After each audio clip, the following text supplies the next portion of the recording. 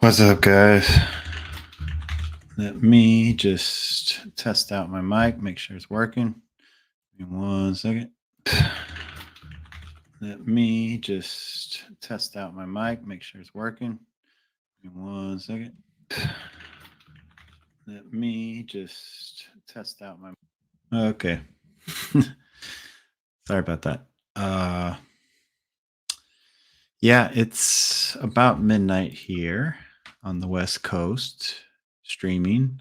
I'm not expecting anyone to really be here um or be awake at midnight, but honestly I don't have much time to do these live streams anymore and I feel very compelled to do this live because I feel like this is extremely important.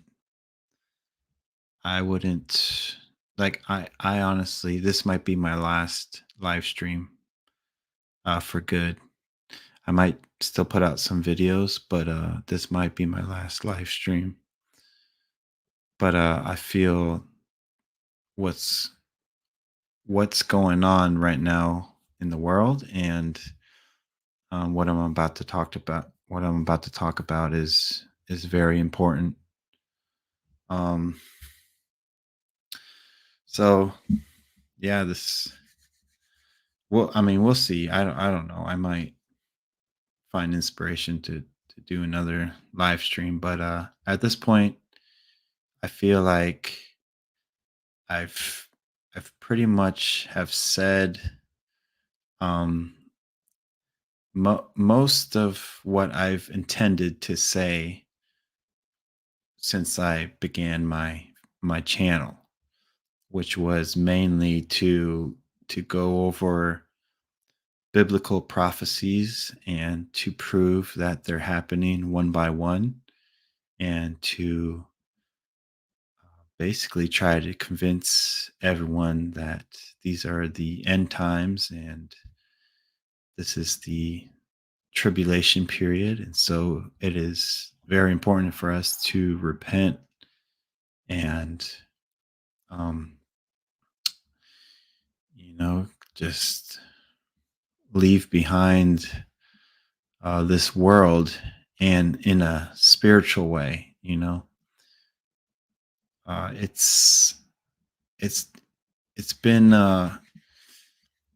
it's been a long journey, right? I started in 2017 and I've made it this far. Now we're in almost 2024.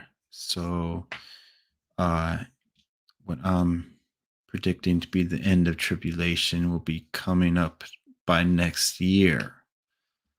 And if you if you haven't watched my previous videos, every video is basically a timeline of when this these end times began and up to where we are now. And reason it's been a while since I've posted is because there there isn't many prophecies uh to talk about because they've all come true, you know? Just like with conspiracy theories, like they've all come true. Like what why am I going to waste my time and your time talking about the same things over and over and over, right? I know a lot of people, a lot of channels that I used to watch and I just got bored of because they just talk about the same thing over and over and over. And um I don't think that's I don't think that's good for progression. Um so anyways, the main topic I'm going to be talking about is what I'm going to be going over four videos that Edward Riordan um, on his channel. I listed in the description if you want to see it. He's posted four videos about this, what he calls a remote viewing target, and if you've watched my previous videos, I've done an extensive amount of of research on him, and I've I've watched a lot of his videos, and I have a very long series called a remote viewing QAnon, um, that is still available to watch on my channel, which is crazy because they've censored everything else that I've talked about it. But those are still there, and it's about 6 hours long. It's in three parts, but it's very, very, very. I think it's probably the best content that I've put out. At least like a kind of like a live session that I've gone over, and this man Edward Riordan, he has a gift. Okay, if I've seen anyone to have some sort of supernatural gift, it's this man. This man continues to amaze me with what he's able to see. Um, it reminds me of probably how, you know, prophets back in the day were able to see events play out in their minds, and they were able to write about it. Just like it says in the end times that, young men will have visions. Well, this man is having a vision. He is seeing things, and these are things that through, see, I'm not gifted in the way that I can see things as he can see them. I'm not a remote viewer. My gift lies in where I am able to research things, and I could research things very quickly, um, and I'm able to see patterns. Like I'm able to put pieces of a puzzle together. I'm very good at pattern recognition. So that's why I'm able to sort of predict the future of what's going to happen, because everything is a pattern. There's patterns everywhere. There's nothing that's not a pattern. Everything can be predicted, and especially, I believe human nature can be predicted. Um, so that's where my gift lies. But his gift is, it's seemingly supernatural, because what he's able to see just through what he calls his remote viewing techniques aligns perfectly with what I have been researching. And again, he has astounded me with how accurate his live remote viewing sessions have been. So there's four videos that I would like to go over. Hopefully, I'll get them all done tonight. It is midnight where I am. Plan to probably do this for maybe 3 hours. So if you're listening, um, I hope you enjoy it. If you want to send me comments or whatever, like I'll try to answer any questions.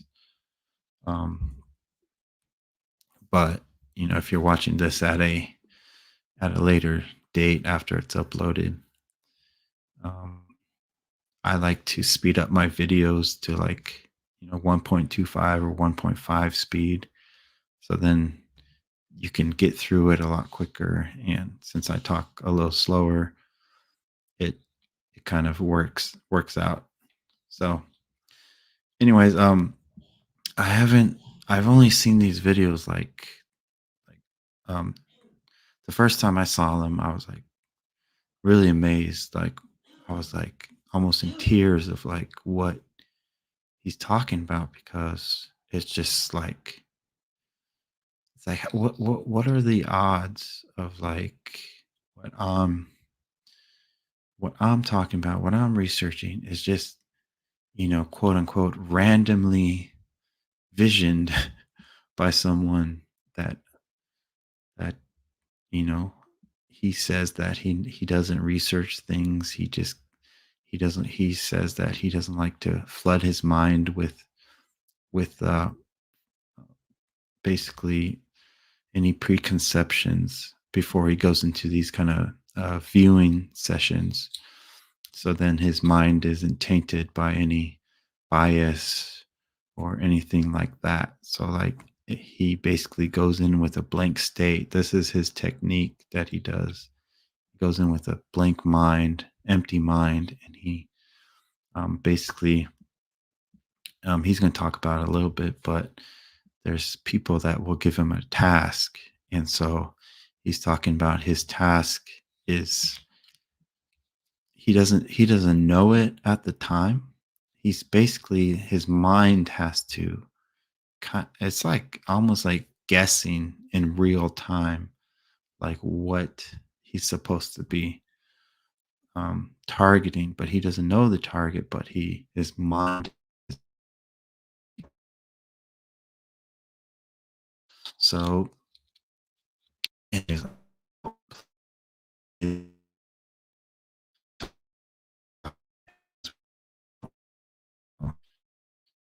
yeah,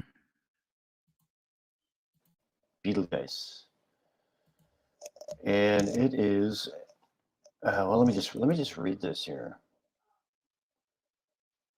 Here's the cue. Fully perceive, experience, describe in precise detail, and create compelling imagery to aptly convey the stellar phenomena and transition of the red supergiant known as Betelgeuse into a supernova and or its final phase of evolution. That's an interesting way of putting it.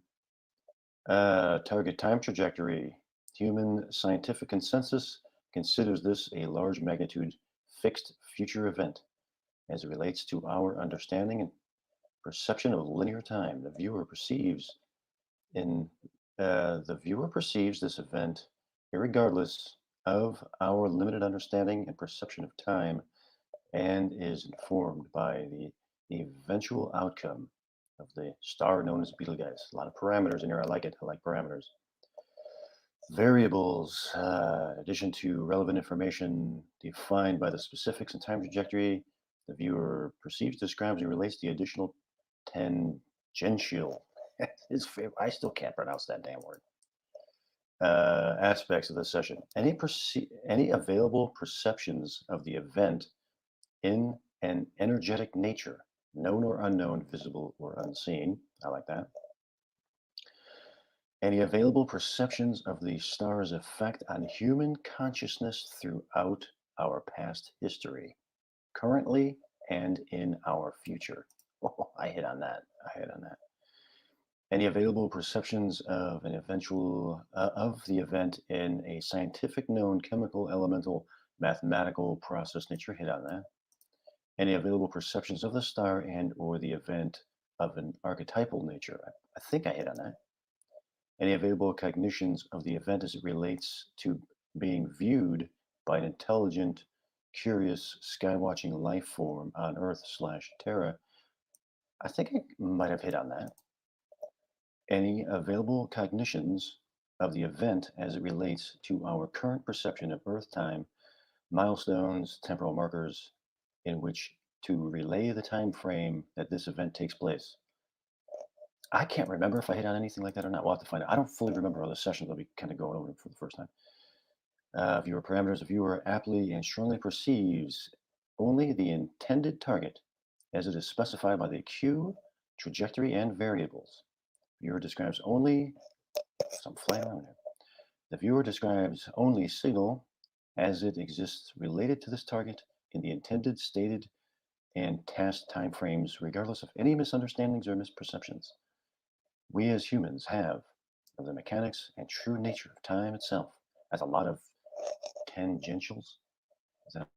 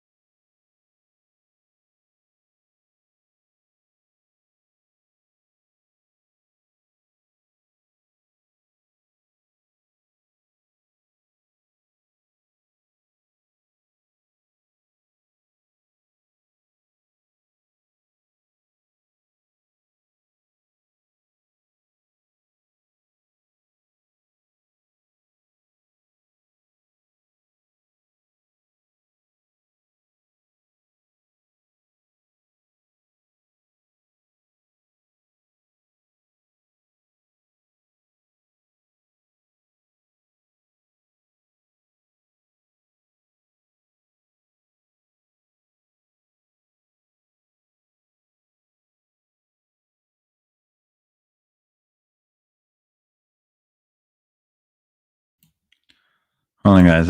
Something's wrong with the sound. Give me a second. Hold on, guys. Something's wrong with the.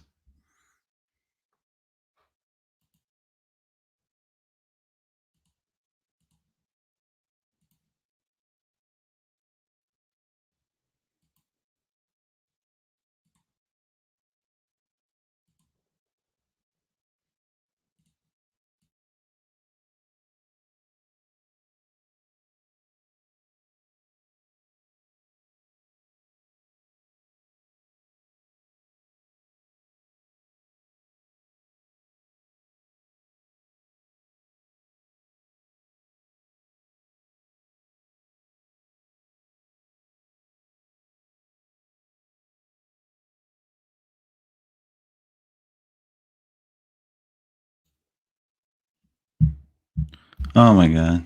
Hold on a second. Let me restart real quick. F and A cotton. Ridiculous. Okay, hold on.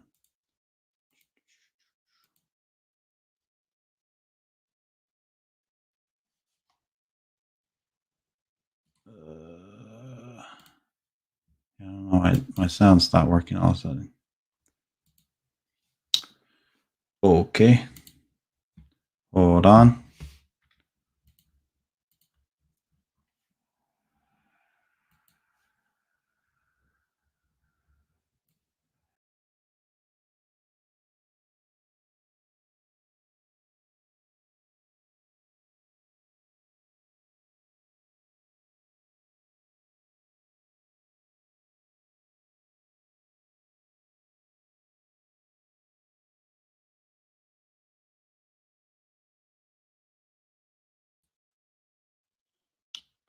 Hold on. I'm re-sharing my screen. 1 second.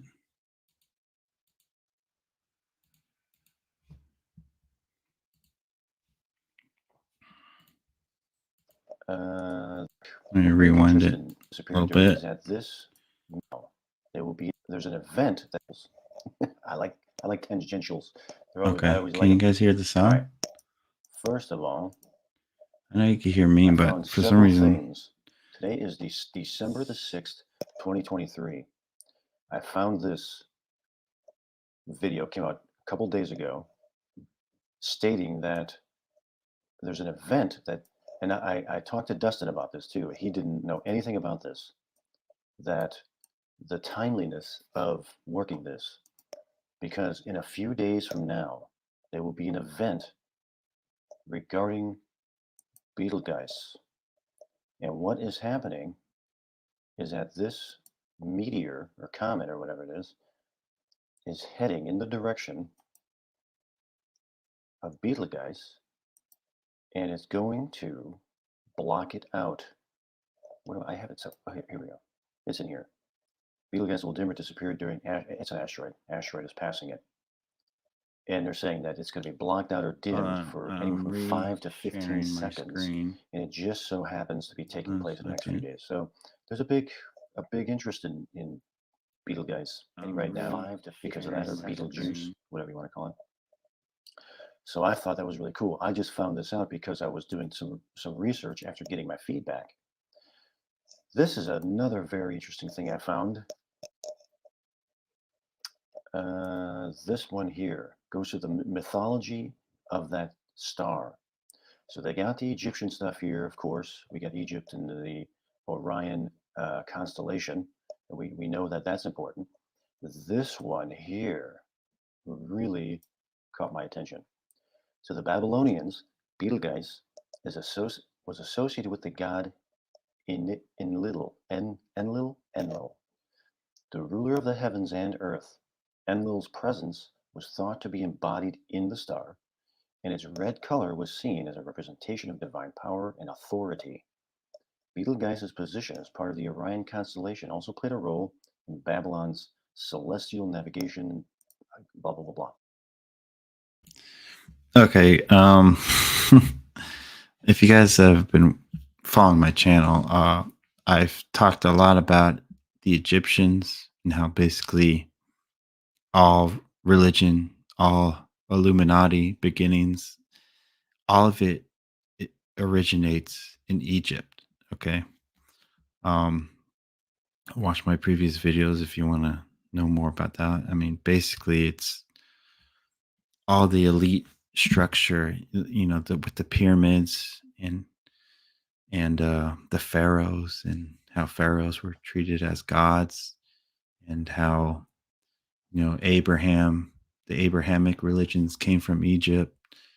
All that stuff, it all originates in Egypt. Okay. Basically every kind of religion, it all stems from that, which is another whole new topic that would take forever to go down that rabbit hole. But I want to point out that he's talking about Betelgeuse, however you want to pronounce it, is part of the Orion constellation. And I had a video up about called "What Does Harry Potter Have to Do with 923?" And it did actually get censored by YouTube, but I think I uploaded it again. So I think it's back up unless they censor it again. They've been censoring so many of my videos. That's honestly why I've kind of just like given up because they just censor everything I do. So it's like, what's the point, right? But since the beginning of my channel, I've talked about how the Orion constellation is the dead center of all of these happenings that are going on. It's like everything is evolving around Orion. Um, and there's so many. Um, a lot of people say, "Oh, it's coincidences," but I think of it as evidence or synchronicities of how everything is like a pattern recognition, right? Like if the pattern is all pointing to the same outcome, then obviously that outcome must be the truth, right? If there's like 1,000 things pointing to the same thing, then that's probably the truth of it all, right? So everything that I've been studying has all been pointing to Orion. Like for instance, the if you look up the pyramids, or if you look at their coordinates, they're exactly lined up to Orion's belt. You gotta ask yourself why is that? If you look at the other pyramids around the world, they're the same thing. They're all lined up, pointing towards Orion. Why is that? Right? Gotta ask yourself. It's always the question. The question is what opens your mind. So you have to start asking questions. Don't look for answers. Look for more questions because you want your mind opened to these things. Okay. Like most people's answers would be like, "Oh, Orion constellation. It's just a myth. It's just a legend." But why are these things? I always ask myself, why are these things myths? Why are these things legends? There has to be a reason why these stories, these myths and legends have been passed down for thousands of years. Like, is it just that good of a story? Like, is one of our movies like that, is like one of our movies gonna be passed down from for thousands of years? Like the story of I don't know, Peter Pan, is that gonna be passed down for thousands of years? Like, is that gonna be like a myth that people know about thousands of years from now? Like, is it an important thing? Like why do these things like and if you look at the myths and legends, I mean, he's going on here. He talks a little bit about it, but there's Egyptian mythology about Orion. There's a Babylonian mythology. There's a Native American, which is like on the other side of the world. So why are all these people? Why are all these different uh, you know these these different periods of time that are spaced thousands of years apart? They're all talking about the same thing, right? And Betelgeuse, again, I talk about it in my 923 videos of how even the LHC, CERN, the Large Hadron Collider, I had a theory that they're actually pointed towards the constellation of Orion. Why would why would CERN be pointed towards the constellation Orion? Gotta ask yourself, right? So, these are things that I think about all the time. And I'm putting all these pieces together, all these myths, all these legends, all these prophecies, they're all coming together at this time. It's all like a play going on right now, and we're like on the fourth act, the final act, right? And everyone's playing a part in this, and all these myths, all these legends, they're all coming true, right? All these prophecies, all these conspiracy theories, they're all coming true. And um, the reason why I think the LHC was pointing towards Orion is because the whole 923 thing, where um, there was a black hole on the shoulder of Orion that this, what I call an entity, shot out of a black hole, escaped from a black hole, the bottomless pit that talks about in Revelation. Black hole is a bottomless pit. It's that's the only thing in reality that makes sense. That the only thing that could really be true, you know. And it came and it landed in Antarctica, and so it's all a pattern. It's all coming together, right? So, anyways, let me continue. I don't want to go on too many tangents. Um, Otherwise, we'll never get through this, right? This was really interesting to me. And of course, this goes on, pretty much most of the ancient civilizations had some type of relationship or mythology based on that. Okay, Enlil. This is interesting because I can see where this came into parts of my session. Because this one here, also known as El-Lil, I guess, Sumerian god of the air in Mesopotamian pantheon, but was more powerful than any other elemental deities and eventually was worshipped as king of the gods. He's featured in a number of important Mesopotamian texts as the greatest of the gods after his father. He was the son of the god of the heavens, Anu, and with Anu and Enki, god of wisdom, formed a triad which governed the heavens, earth, and underworld, or ultimately the universe, sky, and atmosphere, and earth. After Anu, Enlil was the most powerful of the Mesopotamian gods, keeper of the tablets of destiny, which contained the fate of the gods and humanity, and considered an unstoppable force. This is really interesting because this notion is going to come up in one of the sessions. That is what I was looking for. When I was doing my research, that's what I was looking for. There's probably more stuff in here, divine laws and all that kind of stuff. But as for now, this element is really, really interesting to me. Keeper of the tablets of destiny, which contain the fates of gods and humanity. Tablets of destiny. Okay. I like it. I like it. Okay, here's Orion. Okay, just basic stuff here that goes to the importance of the Orion constellation and Betelgeuse. Okay, because here's where I started out. Of See, this here's just another example how it's showing here how all these structures, China pyramids, Mexican pyramids, Egyptian pyramids, They're all aligned, pointing towards the constellation Orion. Like I said, the LHC at CERN in Switzerland, their machine is also pointed towards Orion. Why is everything connected to Orion? Okay.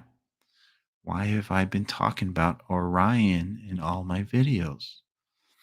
There's something going on with Orion. Okay.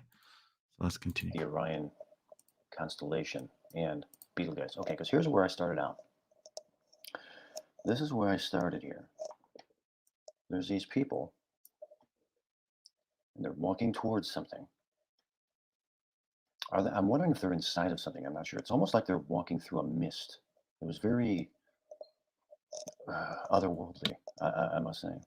It's like they're walking through a mist, and I had to wonder: are these people dead? Okay. Um this is wild. Okay. This is wild. This is um everything about this remote viewing session that he has is just is crazy to me. Okay, because it's like everything I've been studying since for like 20 years. Like seriously, like this is just it's blowing my mind. Okay. Um so he's like seeing these people that he drew here, and they're walking towards something. He says, "Are they inside of something?" This is like his technique. He basically is like he comes at a base of like what he's trying to see, and it's like his mind is like he's like asking questions to his mind. Are they inside of something? And then his like mind gives him an answer. Okay. It says it's almost like they are walking through a mist. Okay. Um. Jeez. So like I there's okay. I'm gonna be real with you guys. Okay. This might be my last live session. So I want to be real with you guys, and I don't want to hold back anything. Okay. You guys might think I'm crazy. You guys might think I'm stupid. You might think I'm wrong or whatever. Okay. I don't really care because I it's like I know about these things before anyone else believes them, and then they come true. So like I I haven't been wrong, so like I have no reason to doubt myself. I'm not crazy because these things keep happening, So obviously I'm on some kind of truth, right? There's something going on. I must be pretty good at finding out the truth, right? Because the truth seems to keep happening the way that I believe it's supposed to happen. Um, so this reminds me. So I grew up uh, in the Mormon religion, which is the Church of Jesus Christ of Latter Day Saints, right? LDS, Mormons, whatever you want to call them. Okay, there's a lot of misconceptions with Mormons, and they have a bad reputation for many reasons. But if you put all of that aside, you actually like study their doctrine and everything.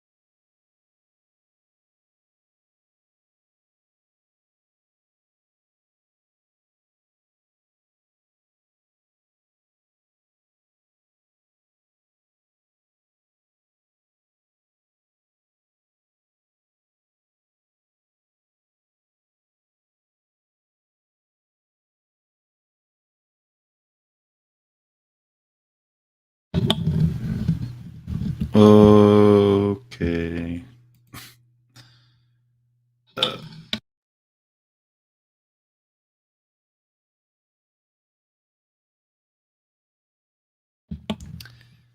Okay, I am back.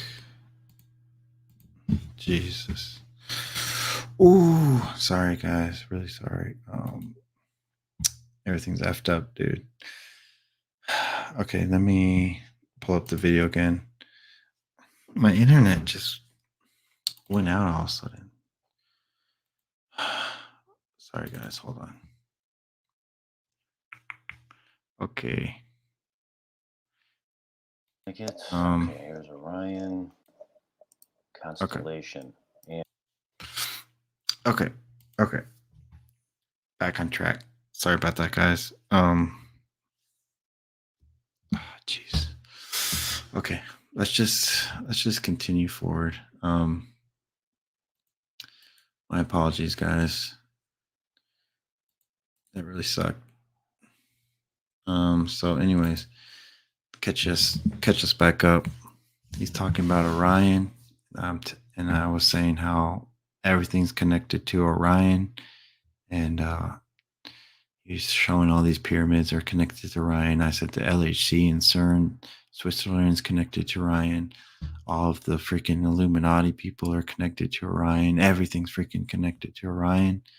Um, all this crazy stuff. The Law of One talks about Orion. So then he's about to see these drawings of these people, and he's asking himself, are these people dead? Um, and they're almost like souls, like they're walking through a mist. And I was talking about how I grew up in the Mormon religion, and they basically believe that when we die, we kind of are put into this sort of like they call it a spirit prison. I don't think it's a prison. It's kind of like what do like the Catholics call it? It's like a like kind of a layover kind of thing. Dang, I forget what it's called, but like it's basically like you're kind of waiting until the judgment, right? You're kind of like just in a just in kind of in a trance like state. And so he's saying these people are like walking through a mist. The thing that's crazy to me is uh you know just growing up in the Mormon religion, they talked about how this sort of like when you die, you're kind of like wandering around in a mist. And they always talk about how there's this mist, and like as a soul, um, that you're still you're still going through trials uh, in this kind of like this afterlife that's not quite heaven and it's not quite hell. It's the place where, if you read in the Bible, when Jesus died, he was right. He was in the grave for 3 days, right? He was in that like tomb area, right, for 3 days. And he said that during that time, he met with the spirits in prison, and these were spirits that been around waiting in darkness since Noah's time, right? These are the people that all were all were you know killed by the flood, and they're waiting judgment, right? Because every judgment is all comes at the end. And so this is where I believe where he's seeing these people. This is what the Mormons talk about: is you're walking through a mist after you die, and you can wander off, like you get lost into this mist. And they always say to hold on. There's like an iron rod, say, to hold on to make it to the tree of life. That you're supposed to hold on to this rod, because as you're holding on to this rod, walking through this mist, there's going to be like people coming up to you and being like, hey, come over here. Do you want to party? You know, um, it's like that movie, the Imaginarium of Dr. Parnassus. I don't know if you guys ever seen that movie. It's a really interesting movie. It's a good imagery of what I'm talking about here. Of like, there's like there'll be like a dance club in the background, and people will come up to you and be like, "Hey, come over here. Come join us. Like, let's eat, drink, and be merry." Right. Um, so then a lot of people will let go of the the rod and they'll go and they'll start partying, and so they never make it to the tree of life. It's sort of like it's sort of how um like if you're that kind of person in this life, you're like probably can still be that person in the next if you haven't repented, right? So if you haven't repented, you're going to be that same person who wants to go out and party and drink and do all that stuff, right? So when you die, you're going to get lost in this mist, um, just like he's seen these people that are being kind of like lost souls wandering around, um, because they didn't they didn't follow the path that leads to the tree of life, right? To enlightenment. So, anyways, let's continue on because this is where it starts to get really interesting. And again, I apologize for the video being screwed up. Hopefully this hopefully if you guys keep watching, it's gonna be good from now on. All right. Really sorry about that, guys. Anyways, let's continue. And they're walking towards something. I'm wondering if they're inside of something. I'm not sure. It's almost like they're walking through a mist. It was very otherworldly, I must say. It's like they're walking through a mist, and I had to wonder, are these people dead? Like they're ghosts? It's like they are the souls, rather ghostly. Again, this brought me right back to this thing right here, the Tablets of Destiny. Really, really interesting stuff. It's like they're the souls, or rather ghostly. But what does this even represent, though? I wondered. And who are these people? There is the strong notion that these people died, and they are connected in some way, dead or will die. But what way, though? I wonder. What does that mean? In some way, it's very curious to me. Died together or buried together. It's like they represent something and they want to make an appearance. I thought that was interesting. An appearance. What is that about? Got my attention. Like a crossing over scene or a dramatic return. But a return from where? The notion of returning from a mission, maybe even from space, and they come walking out of a mist or a haze. This like reminds me of like a bunch of movies of you ever seen those movies like there's a lot of, like TV shows too, um that like where people disappear for years and then they come back all of a sudden, right? It's like it's all very similar to like the rapture, right? Like people think this is how like the rapture is going to happen. um and there's all those the Bible talks about how all those souls, um the first fruits, right, that are supposed to be kind of being caught up into heaven. Like it's almost like this is what I'm thinking it's going to be like this is like really weird stuff, but it's like it's very very close to what we have been taught, about like what's going to happen with rapture and like all that sort of stuff. Huh. Maybe a secret space program. But what's important about it, though, I wonder? The return, I question. Or the mission, I wonder. Both seem fantastical. People are shocked either way. There is the idea of some people who see this as an abomination of sorts, like they are seeing ghosts or unholy spirits. The abomination,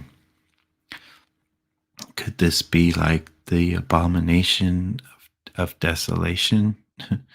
Is this what he's seeing?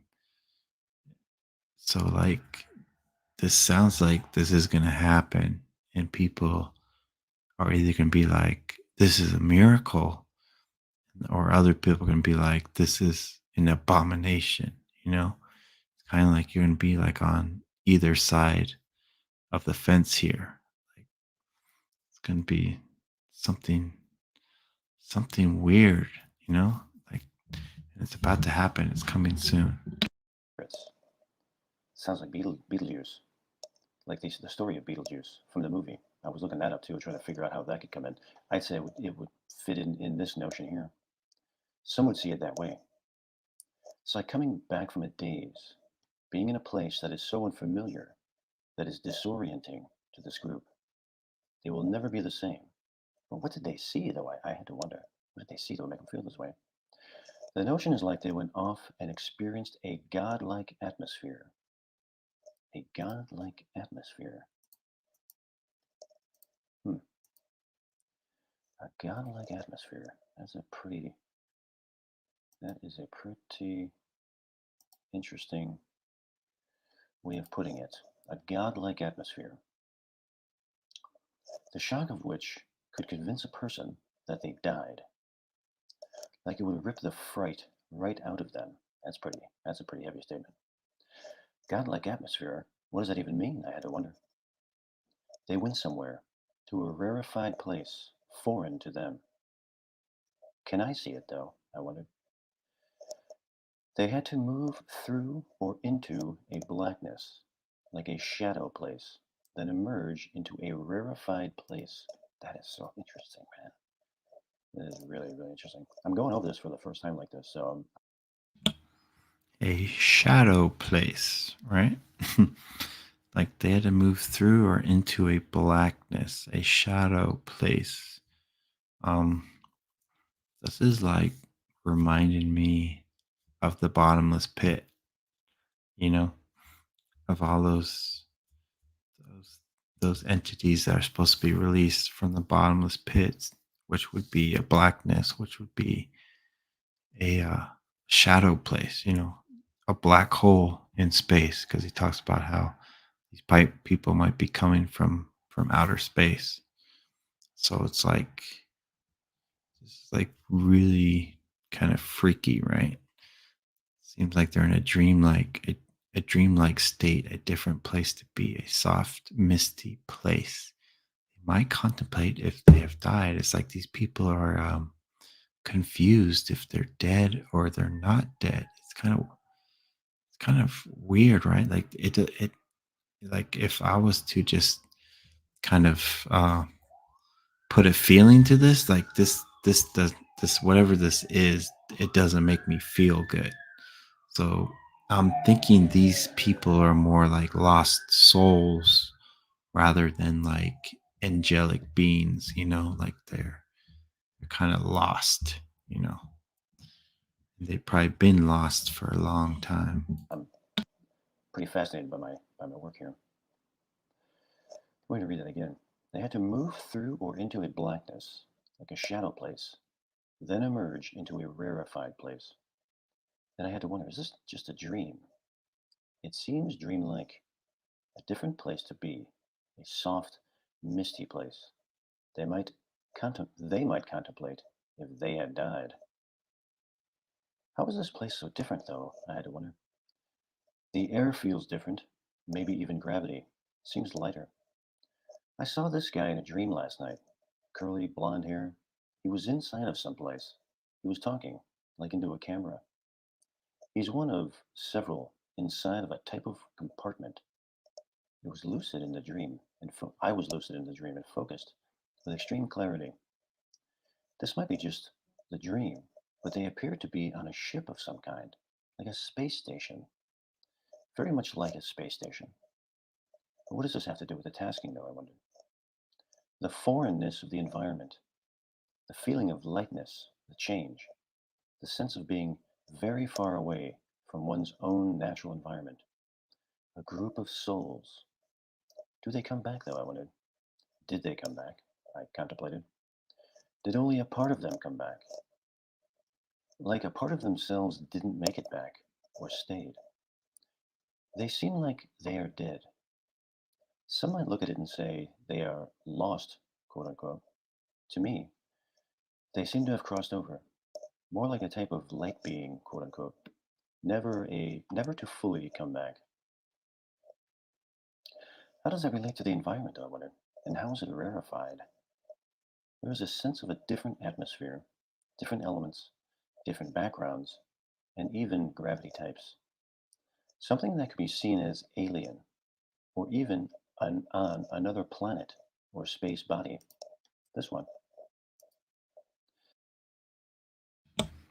Yeah, if you didn't follow along earlier, he I think he goes more into it, but how the legend of Orion, specifically Betelgeuse, the star that's off the shoulder of Orion, um, in mythology, it's the place where souls go before they're judged. So this is like their holding area, which aligns with what like the Mormons believe. How there's different planets for like whatever like the planets are part of this whole thing.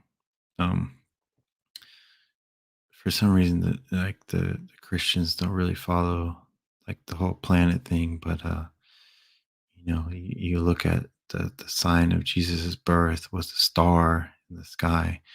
It's the same thing. The signs are in the heavens, right? They're in space. So we have to look for the signs in the sky. The sign of the woman is in the sky, right? Um, there's entities falling from bottomless pit in space, right? So like we have to keep our mind open. Now he's saying that he's seen these kind of uh, these lost souls. Uh, you know, they're not quite dead because it's like they're sort of they're alive in the sense that they have a sort of consciousness about them, right? They might not have a physical body, but they're like a soul being, right? He calls it a light being because everything's made out of light. So obviously our souls would be part of that, right? um and he's talking about how it seems like it's in on a different planet because everything about it, the elements, the atmosphere, even the gravity seems different, which would make sense because I have the theory of which goes into Egyptian mythology as well. How like the Egyptians, they said that when you die, your soul is weighed in the scales. And if your soul is light as a feather, meaning it's clean from sin, then you're able to freely go to basically go to heaven, right? So if you're weighed down with sin, if you're burdened with sin, you can be a sort of a heavier spirit. So then you get sucked into whatever the gravity that pulls spirits, which could be this Betelgeuse star. I believe the heaven that we want to go to, the gravity that attracts us would be more towards the sun, which would be like a purifying, um, purifier where it cleanses our robes, right? Where we're held spotless before the Father. We go to the Son. This is just a personal theory of mine, where we get cleaned um, in that way, right?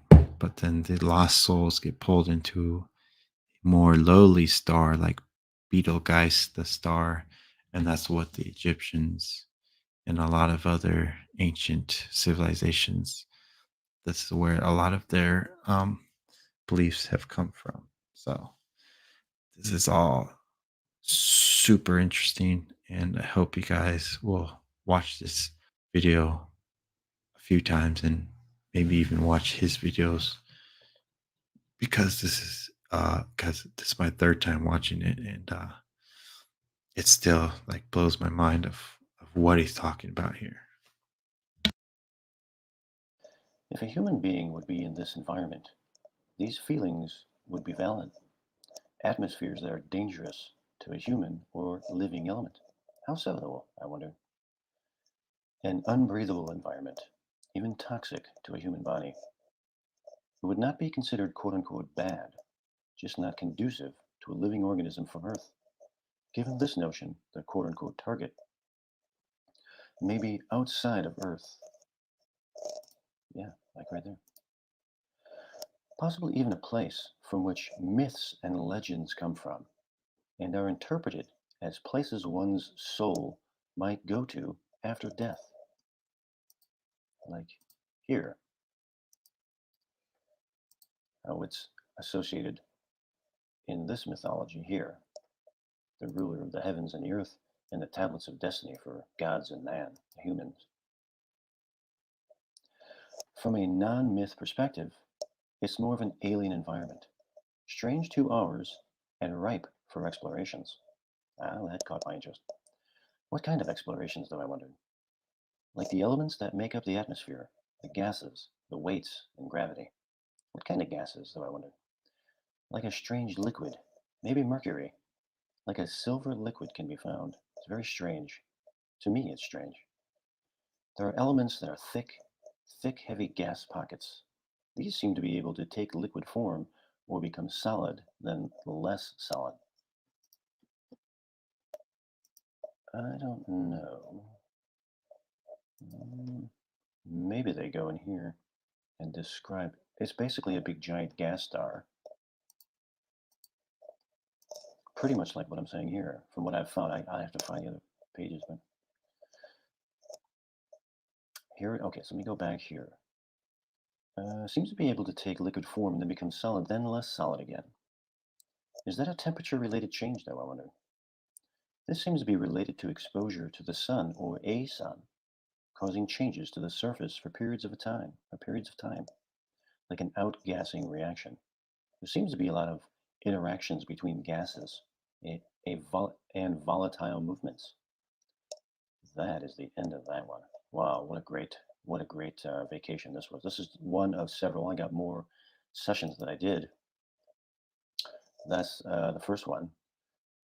This is really, really interesting to me because of what I was experiencing with these entities here, like that, a group of souls. Very, very interesting. Of all of the mythologies here, because they got Native American dealing with Betelgeuse, Chinese, Greek, Arabian, Mayan, all these, Roman. But I tell you, the one that I feel I was tapping into, and it's timely, is the Babylonian one. Timely because one, there's a celestial event taking place in a few days here on uh, December 11th and 12th, where Betelgeuse is going to be again going to be blocked by an asteroid. But also, I'm thinking about this right now. COP28 is taking place right now. It ends December 12th. And like with this, I get a very strong sense of Babylon when I think of COP28 and the people involved. Very Tower of Babel ish to me. So, what that means to me is that this entire thing with this particular quote unquote target, the particular timing that I worked it with what's happening right now, has a lot of meaning to me. It lets me know where I am in time and that I'm doing timely work.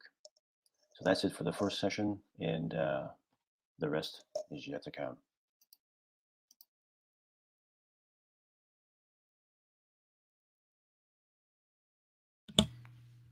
Okay, that was the first video that he did. I'm gonna pull up the second one now.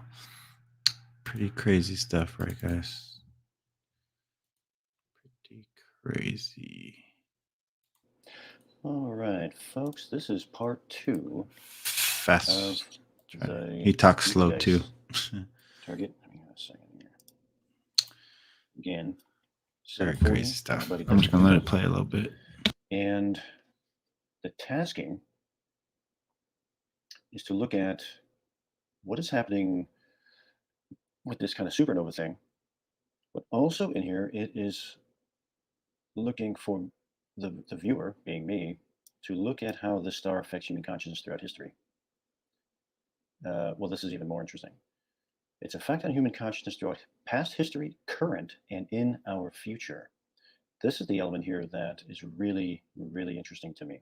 Okay, this is part two here of this series because some of the things that came through in these sessions are they are connecting a lot of dots for me as to what I'm being drawn to. So I'm going to be going through this session. I haven't looked through the entire thing or really studied it yet. So I'm going to be going through it now and really deeply looking at it.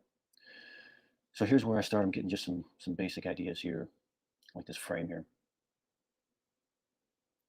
And here's what I say. This end of it feels more like the solid nature of something, the construction of something, how it is constructed, how it was constructed, why it was constructed, and who constructed it.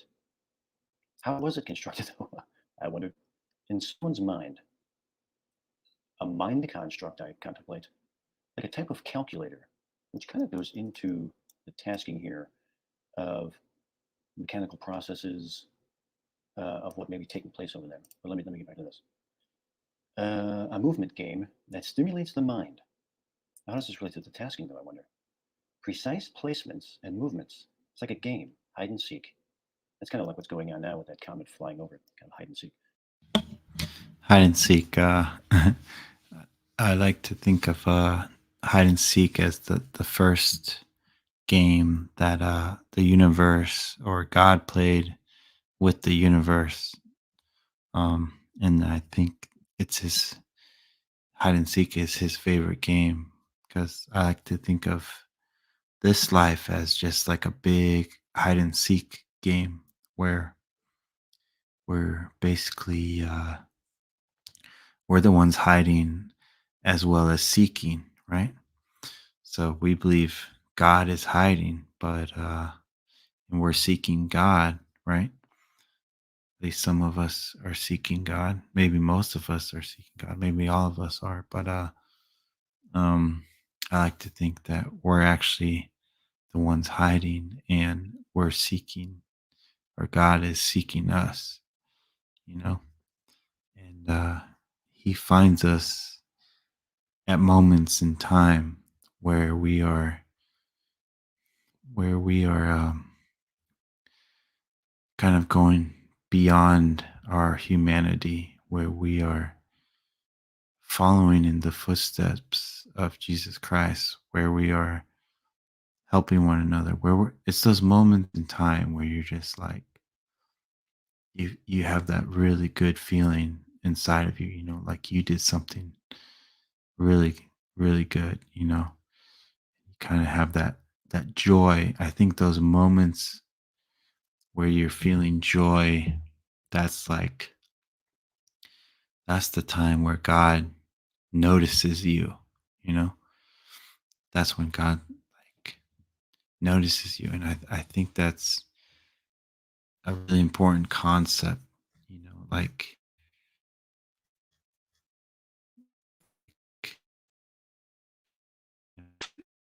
God notice you for something that you did. And it's like, I think that's how you grow in your relationship with the creator. And I think what he's kind of this is interesting what he's going into here. He's kind of like talking about a like this mind that is playing hide and seek, but there's also a mathematical quality to it. And if you watch my videos on enlightenment, um, where I say, or well, a lot of our ancient philosophers have said that know, the language of God is mathematics, and I think he's tapping into the thoughts of God here, and how this is how God is kind of thinking, right? He's using measurements and angles and dimensions, and then he's going to talk a lot about the eye, which is like, obviously a focus, a central point in the Illuminati's symbolism, and a lot of the ancient Egyptians symbolism, and Babylonians and all that stuff, and then it he'll talk about something that reminds me about the beginning of the universe, the Big Bang theory that they talk about. And so I'll keep playing the video. How so, though, I wonder? You look into it and see what you want to see. Yet there is a mathematical quality to it, a measurement, angle, and dimension. How, I wonder? An optic effect on people, like an optic ray of light that goes into the brain to stimulate and or activate something. Activate what, though? I wondered. There seems to be the quote unquote intention of finding and or retrieving memories and or events. But for what purpose, though, I wondered? A locator, a finder.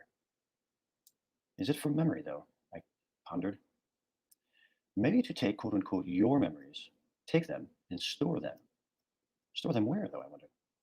Like an optic database. This seems to have a lot to do with the human eye. You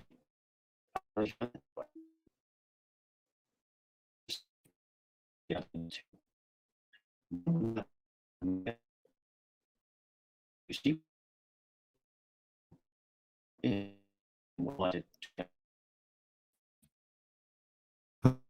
It's becoming very esoteric here. Like, this is like remind me of so many things, like the movie, The Never Ending Story. How you know s- Atreyu has to go through all these different steps, basically towards enlightenment, right? And I think The Never Ending Story is the greatest. I guess the greatest allegory for enlightenment and the journey, the hero's journey that we all have to take to get to enlightenment, and how when one of the steps he takes is where he's looking into the mirror, into this mirror, and he's seeing his other self, right? And it's kind of like,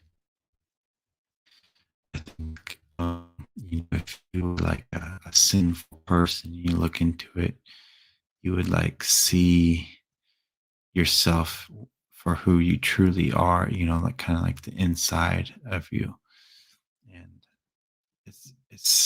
I think this is like he's tapping into sort of like what I think the rapture is going to be like, what judgment's going to happen, just like it says in the Bible, everyone will be changed in a blink of an eye. And he's going to go into a lot of what the eyes symbolism and all this stuff, and it's all of this is reminding me of the day rapture and the end of tribulation. I think he's tapping into it. He's seen the end of how the mechanics of it is going to work. We've all kind of just guessed on what exactly in their mind. Most people in the rapture, they just believe it. They'll be like, we find, the sky up to like sorts, right? All they think about it, but I think it's going to be a very complex kind of event, and he's tapping into the mechanics of it here what it's actually going to be like. I think it's going to be, like when you think of like judgment, like it's going to be something silly where we're like, like actually standing in a courtroom, and there's freaking a jury there, and the judge is there, and all that kind of stuff. Like, is it going to be silly like that, or is it like, is there an actual uh process that we go through? Is it like the never ending story where we, through this dreamlike state, we kind of reveal who we truly are? Like here in this world, sometimes maybe you never got the chance to really uh, prove who you are or to show who you are.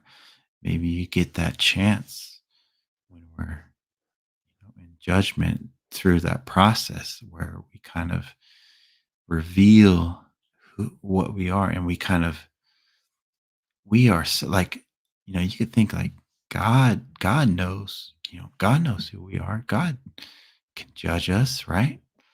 But for it to be fair, I think the fairest way to be judged is for you to actually judge yourself, where you go through this process, this mechanics that he's talking about, um, where you actually end up judging yourself.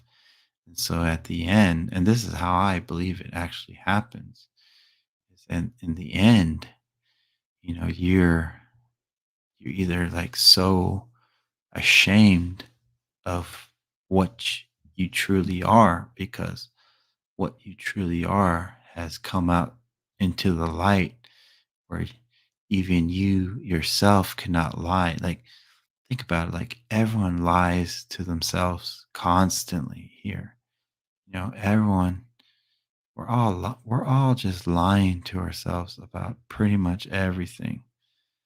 We're lying how successful we are, or good looking we are, or charming, or we're lying about our beliefs. We're lying about all this politics, blah, blah, blah, blah, blah. You name it. We're all just lying to ourselves. We're lying to ourselves more than we lie to other people, which is pretty sad if you think about it.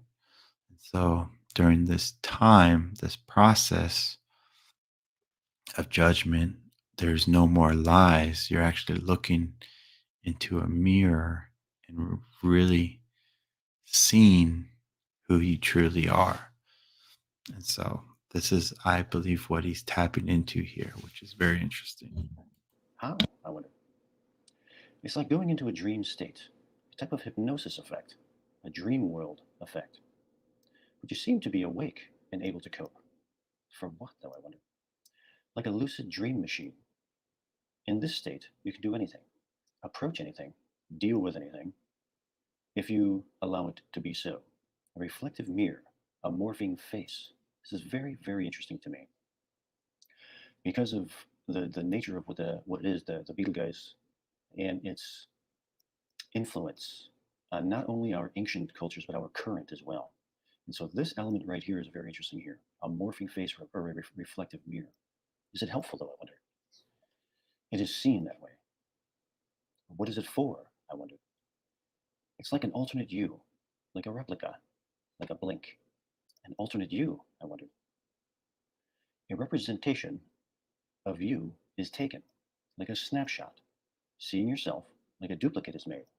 This really, really reminds me of this notion here of the keeper of the tablets of destiny, which contains the fates of gods and humanity, which is this Enlil, who is the main god of the Sumerians, in their relation to the worship of Betelgeuse.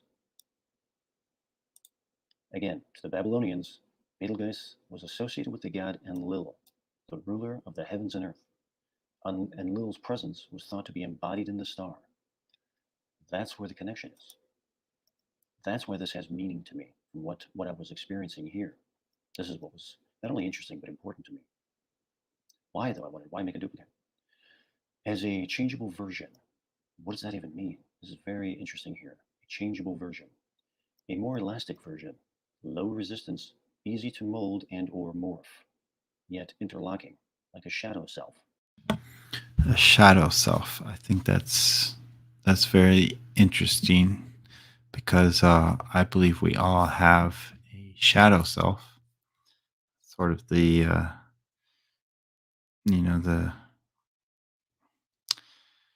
the it goes into a lot of kind of esoteric beliefs. Um, for instance, it reminds me of like when Jesus Christ fasted in for uh, for 40 days, right, in the desert, and then at the end, he's tempted by Satan, and then Christ says to him, "Get behind me, shadow," as if Satan is a shadow figure, because I believe there's always the um, sort of like the yin and yang, right? Like there's always the opposites, the polarity, the light versus dark, right? There's always that kind of battle happening on all levels and all dimensions. And just like in like have you ever seen Star Wars where Luke has to face his shadow self?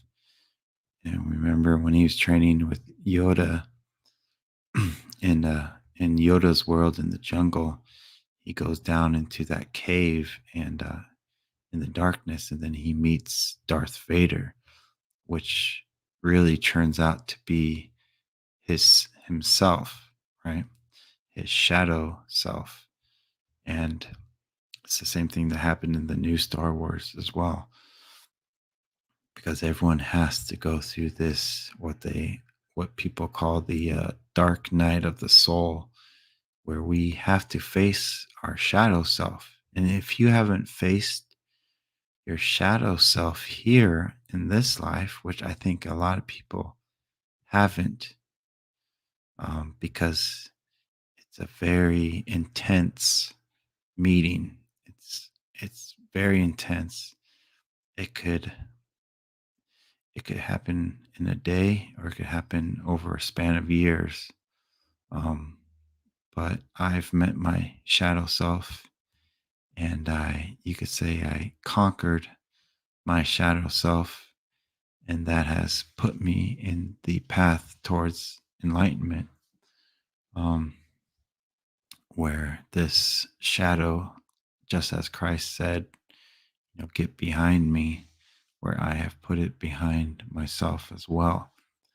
And so I think it's interesting that he's talking about how we're in this kind of judgment process that we're meeting. There's people meeting their shadow selves here. Which was interesting. "Quote unquote shadow self." For what purpose, I wonder? This seems more psychological in nature, like astrology aspects and esoteric interpretations, which I can see in the astrology of it for the constellation.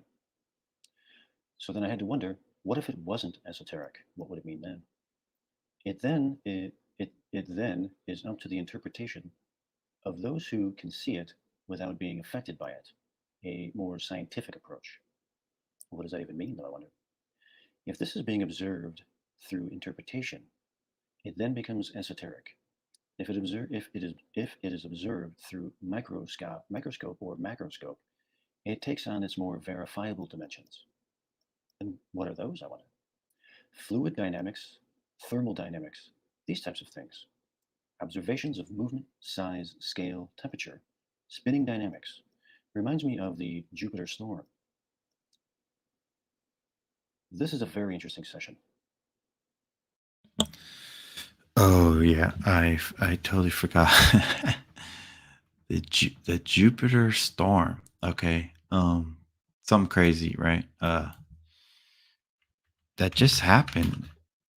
the Jupiter storm. I don't know if you guys ever seen it. I'm gonna look it up right now. But apparently, one of our telescopes uh picked up a very interesting shot of the Jupiter storm, which this just made me remember it. Um, Let me see if I could find it because it's pretty crazy. And it's crazy that he's talking about it. Let me see here. Jupiter's storm. Oh my gosh. Hopefully I could find it because it's it's hard to explain without showing you what's going on. Man, I freaking hate YouTube. It's just like it's just all this. It's like they just show me a bunch of crap. The search engine used to be so much better. Oh man, I don't know if I'm gonna be able to find it. Jupiter. Oh shoot. Let me see. Let me see. Hold on. Hold on. Yeah, I'll keep playing it and I'll try to find it as it's going. I'll come back to it. The Jupiter storm, all these elements are in the tasking. I get this is like AOL of the signal here. I get that too. But so that's the more verifiable stuff. The esoteric stuff I'm very interested in here. This is what was very interesting to me, especially this reflective mirror and the importance of the eye. Because as I start looking through some research after getting the feedback, and I'm finding this being the most interesting thing to me here, the Babylonian connection to the star Betelgeuse in the Orion constellation, and this one right here, Enlil. And as I was saying here, where they're basically putting it into some type of recording through the eye, creating a duplicate self, reminds me of the tablets, the keeper of the tablets of destiny. So then, if I do a search and I look up, well, how was this Enlil depicted? I see these eyes. The eyes really stand out. Here. That's almost an identical interpretation. The eyes stand out. Okay, well, that's pretty interesting. The other connection that Check out this I'm researching in regard to the Babylonians and the star system Betelgeuse brings me to other things that are taking place right now. We have the asteroid that's going to be passing in front of Betelgeuse between the 11th and 12th of this month. When this happens, they're saying that the Betelgeuse star is either going to fade or completely disappear for 5 to 15 seconds. Okay? Depending on where you are, either on the 11th or the 12th of December. Okay. Now, we got the connection here to Babylon. What does this connection have to do with today? This is some imagery from the Commonwealth Games that were held last year in Birmingham, England. The symbology that they had at that ceremony.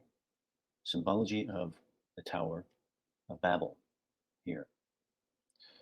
There's a lot of videos up there where you can see the ceremony that they did that not only included the Tower of Babel, it also included the bull, who could either be interpreted as Baal, which would be the Babylonian, or even Moloch, who they sacrificed children to.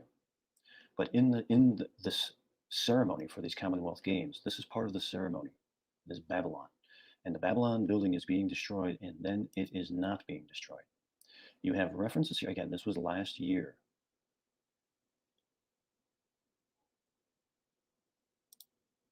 All right.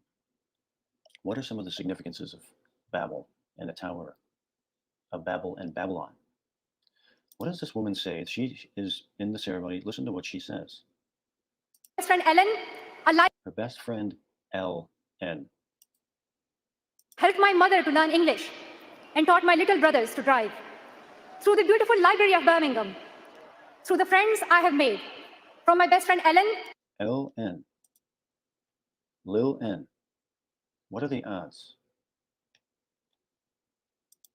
Or N, L, as in L from the ancient Babylonian gods as well, a la Cliff High. a lifelong Brahmin, to the families who have come here from Zimbabwe, Hong Kong, Pakistan, and beyond. Tonight, teams from 72 countries and territories 72 countries and territories participating in the Commonwealth Games. 72. Why is that important? It's important because, according to the biblical story, the Tower of Babel, I'm just going to read this. There are several medieval historiographical accounts that make it more an enumeration of, I'm not sure that word, of the languages scattered at the Tower of Babel. Because a count of all the descendants of Noah, depicted by name in chapter 10 of Genesis, provides 15 names for, let me get to the most important thing here. These figures became established as the 72 languages resulting from the confusion at Babel. Babel, 72 languages resulting from the confusion of Babel. So according to the story, God smashes the Tower of Babel, and then he makes them all have different languages. 72. Very important number 72. This lady here just announces that in the opening ceremony that has all kinds of depictions of the destruction of the Tower of Babel, you have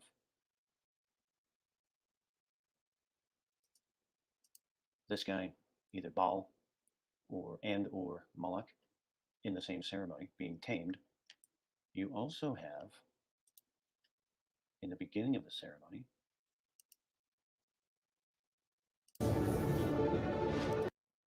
what happens is a star explodes,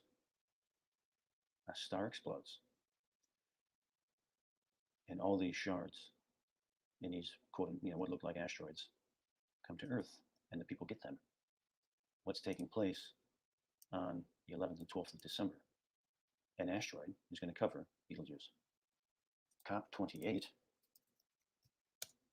which is happening right now, will complete on the 12th of December.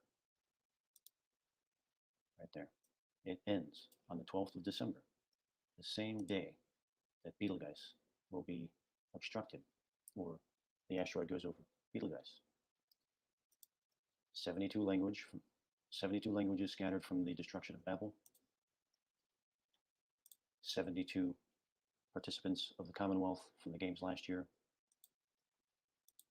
Biblical references to the number 72, 72 nations listed in Genesis, 72 elders in the book of Exodus, 72 names of God in the Kabbalah. Okay, where else do we see the number 72? Right here. This is called the apotheosis. Hopefully I'm not butchering that word. The apotheosis. And that means the exaltation to divine rank or stature, basically to become deified. And this is called the apotheosis of Washington in the ceiling of the Capitol Rotunda inside the U.S. Capitol. My wife and I literally just watched a video about this last night. The significance is there are 72 stars or 72 pentagrams that create this portal into this other world where George Washington is being deified or exalted into a divine status. Here. 72 pentagrams creating this portal. The Commonwealth Games from last year, they talked about 72. Here is the main guy. Oops. Get through this.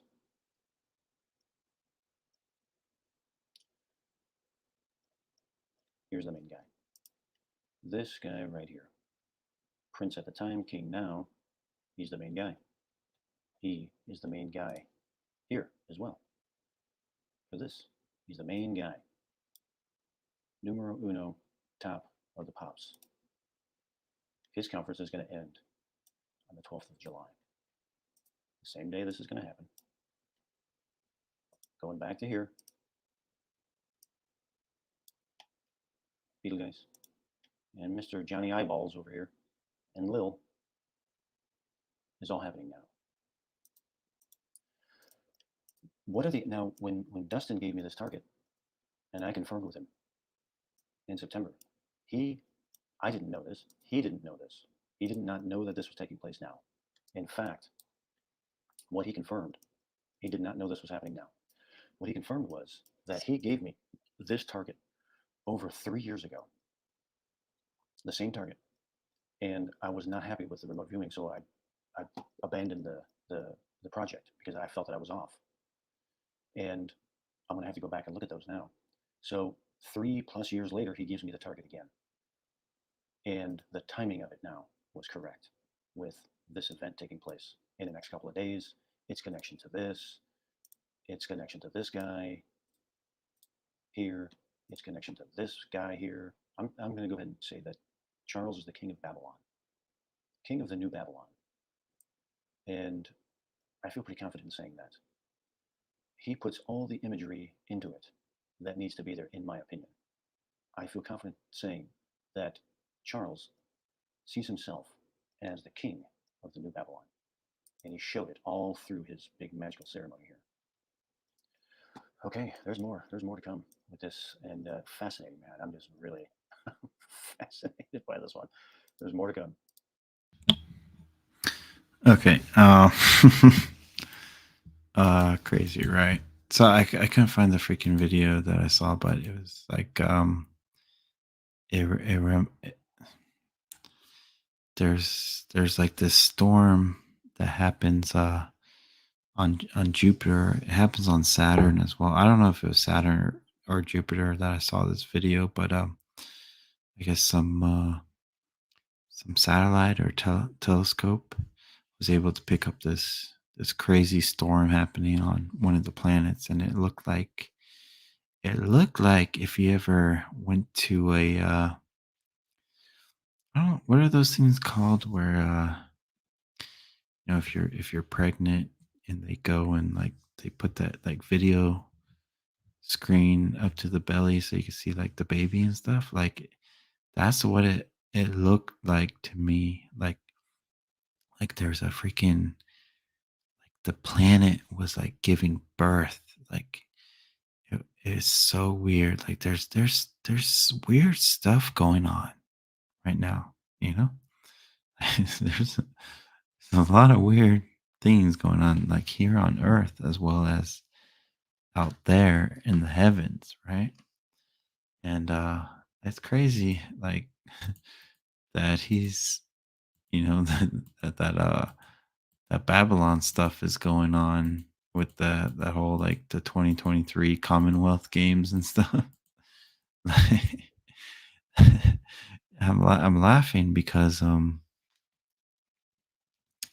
I've been talking about this stuff since 2017, and I've been seeing it obviously before that, like in 2017 I had basically I had already put all the pieces together, and since 2017 I've been showing you guys uh the puzzle. Like I've already put the puzzle together, you know. That's why none of this stuff confuses me or it's like a new revelation to me. Like it's going exactly as I thought it would go and how I said it was going to go. Um, Back in 2017, I the reason why my very first video is starts out like a Star Wars video, because I made it specifically like that, because if you guys remember, when George Lucas put out the Star Wars videos, he put actually the last 3 videos first, right? He put the ending out first, and then he went back and then did the beginning, videos. That's why I did it with my videos in 2017. I wanted to show you the ending. So then when we got to the ending, I could be like, see, I told you guys. I told you so. You guys are still doubting me, because of whatever beliefs you hold, whatever beliefs hold you back. Maybe you believe the earth is flat. Okay. And you're like, oh, this guy's talking about freaking the outer space and stuff. And my belief is that there is no such thing as outer space. Well, your belief has just damned you. You know. Oh, he's talking about a uh, a rap. He believe he doesn't believe in a pre-tribulation rapture. He's obviously false prophet or whatever. And it's like that's your belief. Like your beliefs are not the truth. That's why they are a belief, because you just believe it for whatever reason someone told you in church, or like it's your ego wanting to believe it, because then you don't have to face your shadow self. It's crazy that people will go out, like, completely out of their way to never face their shadow self. um like, people will live their whole life, like, basically not trying to face that part of themselves. So, like, if you never face your shadow self, then you're only half you've only achieved half of your entire self. You're only at 50%, because you have not faced your other half, your other 50%. You're only operating at 50, while I'm operating at 100%, because I've already faced that shadow self and have put it behind me, have conquered it, right? So if you haven't done it, now would be the time. That's why people were taking the mark, right? Everyone knows what the mark is, right? Billions of people took it because billions hadn't faced their shadow self. They were afraid of death. When you face your shadow self, you are not afraid of death anymore, because you know what death is. Death is just part of the path. It's part of the adventure, right? As Hook says, death is the only great adventure. I told you, and I've shared this in my past videos, that I've died before, and I went to a place that was full of light, and there's people there. Just as he's seen these people, I think he's seen the other side, the spirit prison, right? Um, the I'm trying to think of the freaking purgatory, right? Purgatory. That's the word I've been looking for. Purgatory. He's seen these souls in purgatory because they haven't faced their shadow self, but they get an opportunity to during this sort of rapture process, right? And there's two more videos, right? And I think they get more crazy in the next two videos. This is just sort of the intro to everything. I'm probably gonna leave it at these two videos. I know I screwed up this freaking live stream. I know I suck at this type of stuff. Guys, like, I'll be real with you. I never I never wanted to do this stuff. I never wanted to start a channel. I never wanted to get up here and spend my time, 2 in the morning talking about this stuff. But like I just since I do all this research, I go through many I look through many people's other people's research as well. Um to find out what everyone's thinking about and what they're coming up with.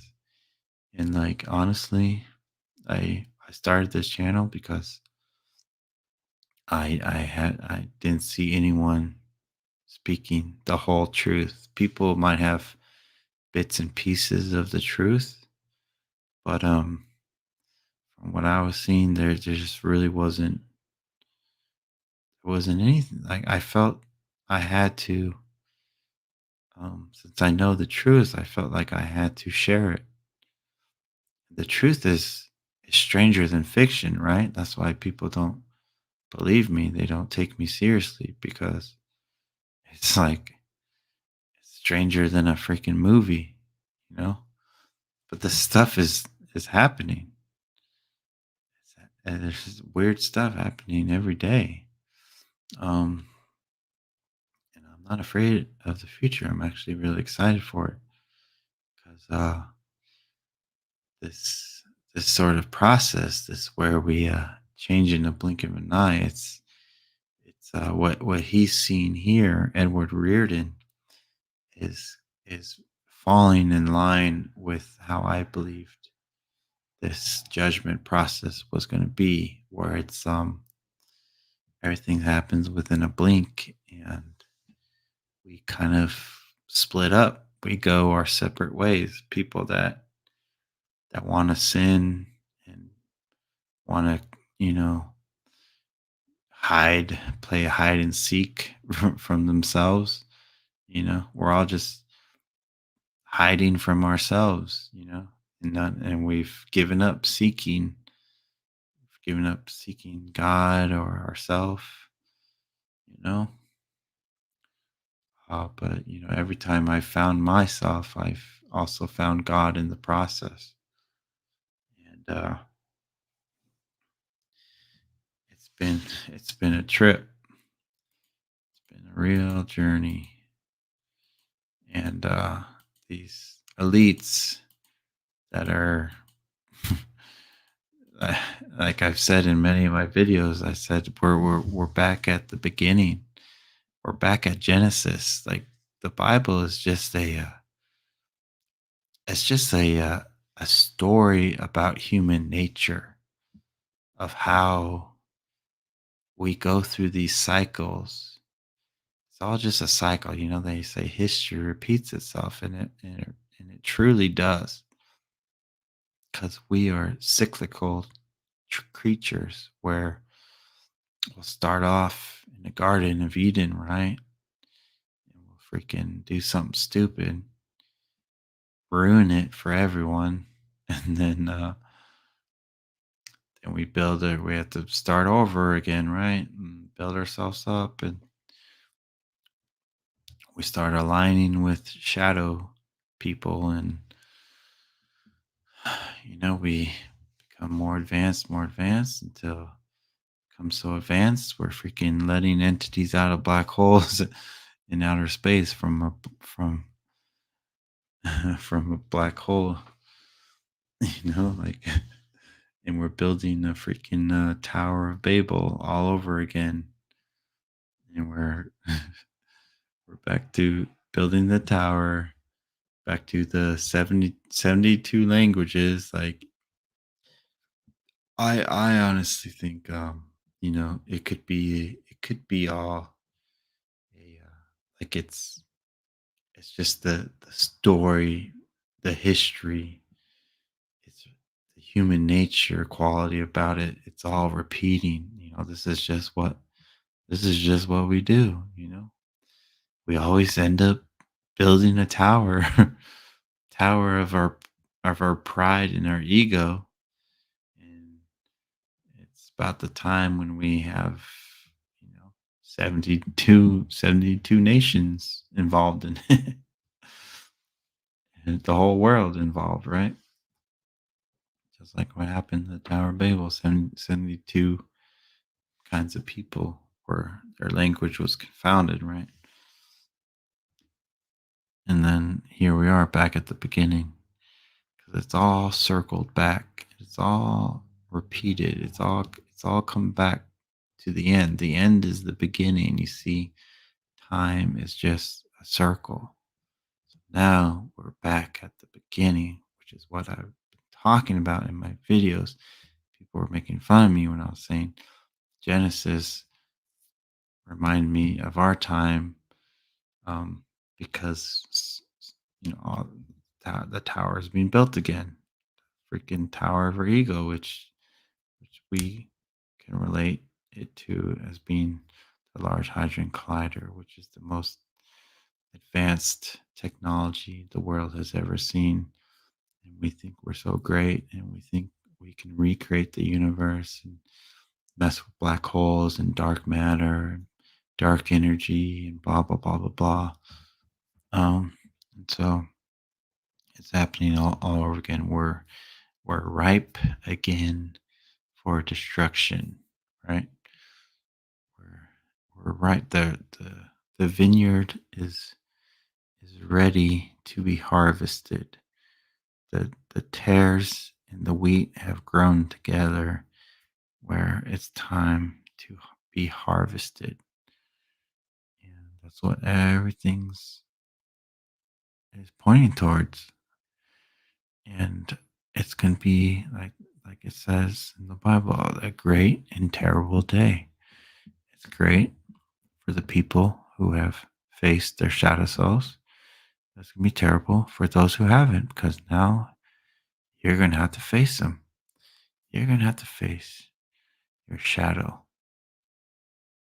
And some people are just going to be too afraid to, and they'll run off into the mist and become lost souls wandering around forever and ever.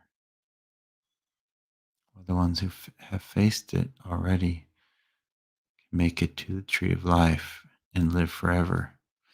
So, I'm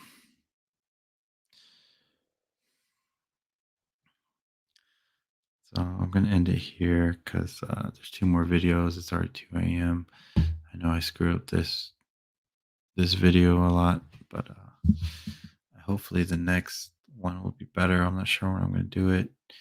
Probably it'll have to be the next uh, after New Year's. Probably be pretty busy till then. I might put out. I've made another video that I might upload though. I might upload some more, just like not live videos, but ones that I've done.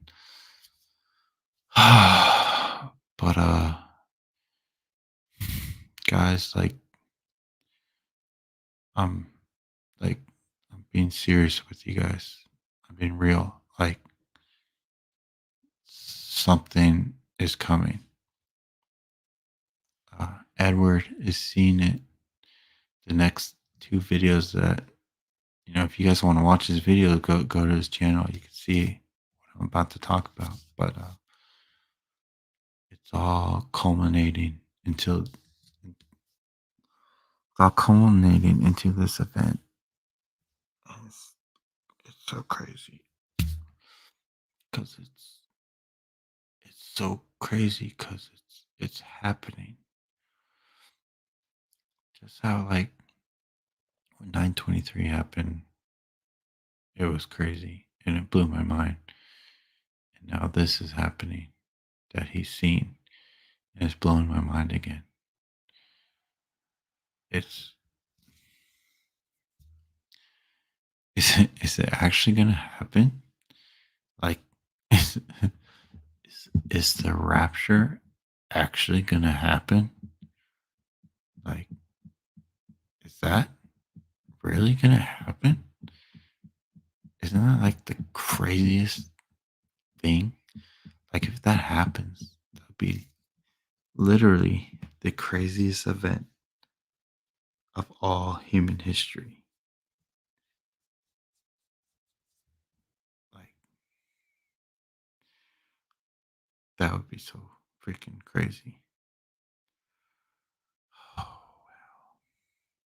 but like, it's becoming more and more real every day because all these prophecies are coming true. Then that that will have to come true. It will be mathematically impossible for it not to be true if everything else is true.